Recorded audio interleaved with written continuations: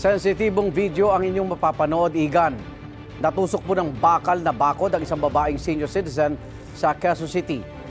Dadulas daw kasi ang senior citizen habang kumukuha ng malunggay. May unang balita si James Agustin. Mga pigil hininga ang rescue operation sa 65 taong gulang na babae sa barangay San Agustino, Valiches, Quezon City nitong Martes. Ang mukha kasi ng biktima, natusok ng bakal na bakod ng plant box. Nilagyan ng benda ang ulo ng babae ng Emergency Medical Services ng QCDRMO at gumamit ng hydraulic cutter ang Special Rescue Force ng Quezon City Fire District para maputol ang bakal. Pagkatapos manu-manong tinibag sa pagkakasemento ang bahagi nito, hanggang sa tuluyan ng mailigtas ang biktima. Maingat siyang inihiga sa stretcher at isinugod sa ospital.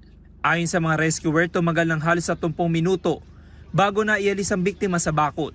Ang naging challenge lang po sa amin, syempre, nakatusok siya doon sa bakal. So hindi natin pwedeng basta-basta galawin. So nagdahan-dahan lang po tayo doon hanggang sa matanggal natin siya doon sa pagkakatusok. From dito sa ilalim ng baba niya, pumasok yung bakal and then lumabas sa may mouth niya. So kahit papano, pasalamat pa rin at walang tinamaan na vital yung carotid artery, hindi masyadong nadali. And then yung dito, yung sa trachea, yung sa airway, hindi naman tinamaan. Sa impormasyon na nakalap ng BFP, nangyari ang insidente ilang metro lang ang layo sa bahay ng biktima.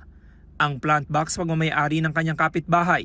Ang sabi lang po ng witnesses na nandun sa paligid is kumukuha siya ng malunggay and then nahilo, then suddenly nadulas doon sa may gilid ng plant box, then saka siya natusok doon sa fence.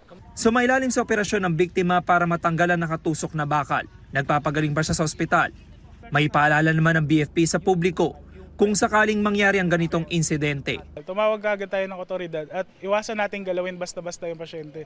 So, i-stabilize lang natin, hawakan lang siya kung saan siya nakalugar, then hintayin natin yung otoridad na gumawa ng paraan para matanggal siya dito ng safe. Ito ang unang balita.